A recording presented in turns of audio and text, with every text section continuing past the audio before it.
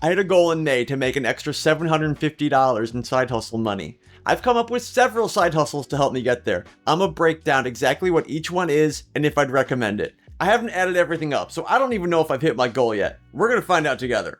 Let's go! First up is Prolific. It is a survey site, and they have all sorts of surveys. Whether it is checking boxes and answering questions, or typing out your answers, even like recording your voice, or sometimes they take a video, sometimes they have you download an app, everything else under the sun.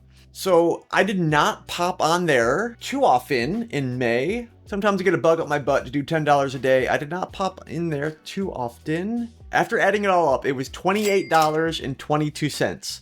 Would I recommend Prolific? Yeah, I absolutely would. You could fairly easily crank out $10 or $20 a day. Might take an hour or two, crank some money on the side. I'm all in. Since they have you complete a profile, the surveys that you take are generally like stuff that you like anyway, so it's fun to do. I signed up for Rover to like walk dogs for extra money and went through the whole thing, paid the $50 for a background check, blah, blah, blah. If I can get some gigs, I can easily make that money back, whatever. I went through the profile, got all the way down to the end, and you see here they want me to take photos of me walking dogs and of my pets. I don't have any pets, and I haven't walked a dog in like 10 years. So finding photos of that is going to be difficult. This is hard. I am in a pickle. I don't have any friends that have dogs, so like faking it is going to be a little more difficult than that. So, yeah, Rover might not be a thing for me unless I can wave a magic wand and get some photos of me with dogs. So would I recommend this? If you don't have pets, no. If you do, maybe? Next up is Upside. It's an app to help you save money on gas. You will not make a lot of money on Upside, but it is really easy. Let's take a look. So we can see that here we're going to save 14 or 12 cents per gallon, depending on the stations near me that I pick. For May, I earned back $1.01, and I have like 12 or so referrals, and I was able to get like 69 cents from them. So the total money that I've made is $29.92.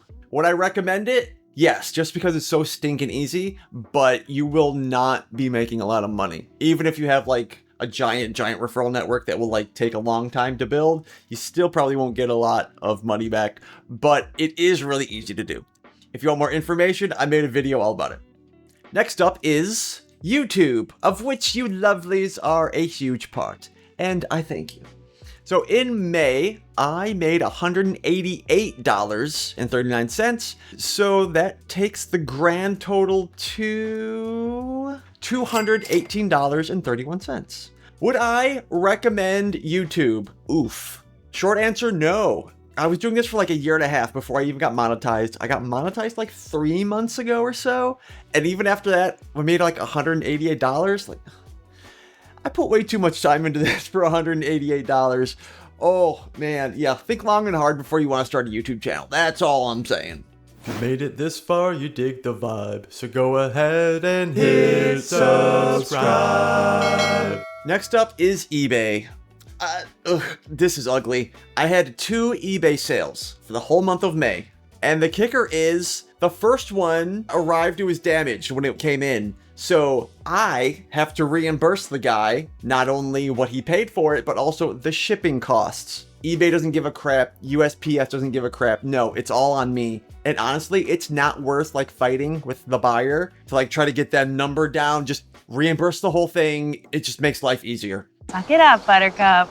So not only did I lose profit on the one that got returned, it also ate into the profit margin of the one that did go through. Not only that, I was $2 in the hole for the entire month. So we are negative $1.93 for daggum eBay, making our total so far back down to $216.38. Would I recommend eBay? Short answer, no. You gotta go out, get the stuff. You gotta list it. You gotta let it sit somewhere for however long. I've got stuff sitting in my living room that's been there for a year. Then once it sells, then you gotta package it up and then you gotta ship it. Like, unless you have some high dollar, like high profit stuff that you can sell and you can like get it easily, I would say no to eBay. but it is very possible to make a lot of money on eBay if you want to put the time into it. Next up is my trivia gig. Every Wednesday, I host trivia at a local bar restaurant in town. Trivia! They pay $60, so it was 4 times, so it's $240. Daggum, I would have had another one. I would have subbed for somebody, but I was driving down there. I got a daggum flat tire.